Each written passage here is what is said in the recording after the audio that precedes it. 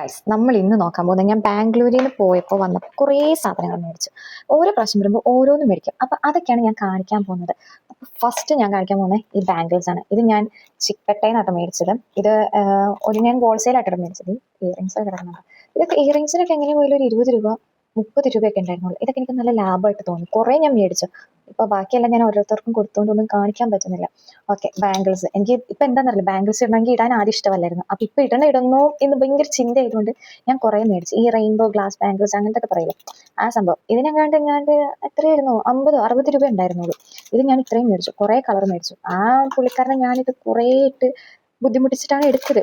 ഞാൻ ഉദ്ദേശിച്ച സാധനം എനിക്ക് കിട്ടണമല്ലോ, അതാണല്ലോ അതിൻ്റെ ഒരു ശരി.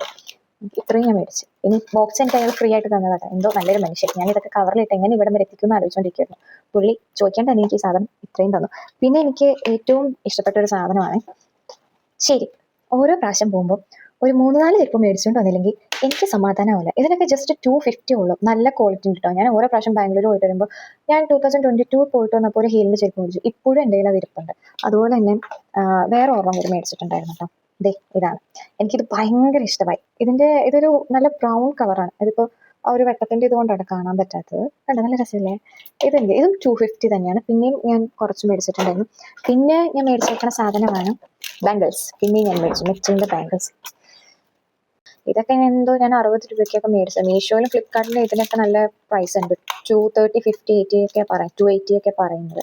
ഇതങ്ങനെ കുറച്ച് ഞാൻ മേടിച്ചു. പിന്നെ ഇത് ഞാൻ മേടിച്ചു. പിന്നെ ഇതിൻ്റെ ഞാൻ വേറൊരെണ്ണം മേടിച്ചിട്ടുണ്ടായിരുന്നു. അതെങ്ങനത്തെയാണെന്ന് വെച്ചാൽ ഞാൻ കാണിച്ചു തരാം. ഇത് ഞാൻ മീഷോയിൽ നിന്ന് മേടിച്ചതാണ്. 189 റുപ്പീസ്. പക്ഷേ ഇത് 100 റുപ്പീസ് ഉണ്ടായിരുന്നുള്ളൂ ബാംഗ്ലൂരിൽ. അത് ഞാൻ ചർച്ച് സ്ട്രീറ്റിൽ നിന്ന് നോക്കിയത് മേടിച്ചതൊക്കെ. പിന്നെ അത്യാവശ്യം നല്ല വില കുറവുണ്ടായിരുന്നു അപ്പോൾ ഈ പ്രാവശ്യം എല്ലാം പോയപ്പോഴേക്കും. പിന്നെ ഒത്തിരി മേടിക്കാൻ എനിക്ക് പറ്റില്ല. അതാണ് എനിക്ക് ഏറ്റവും വലിയൊരു സങ്കടം പോലെ. എന്ത് ചെയ്യാനാണ്. പിന്നെ മേടിച്ചതാണ് ഈ ഒരു ഓർഗനൈസർ ബോക്സ്.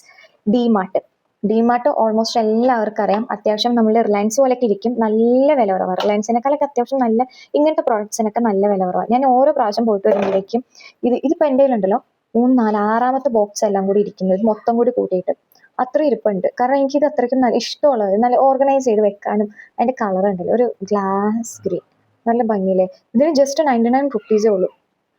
ഇത്രയും സാധനങ്ങൾ ഞാൻ മേടിച്ചത്. അപ്പോൾ ഞാൻ ഇത്രയും സാധനം മേടിച്ചു. ഇതിൽ കൂടുതൽ മേടിച്ചു. പക്ഷേ എനിക്ക് കാണിക്കാനുള്ളൊരു ടൈമിംഗ് ഇല്ലാത്തതുകൊണ്ടാണ് ഞാൻ കാണിക്കാത്തത്. ഇനിയും ഞാൻ അടുത്ത വീഡിയോ പകുതിയായിട്ട് ഇടാം. അപ്പോൾ ഓക്കെ.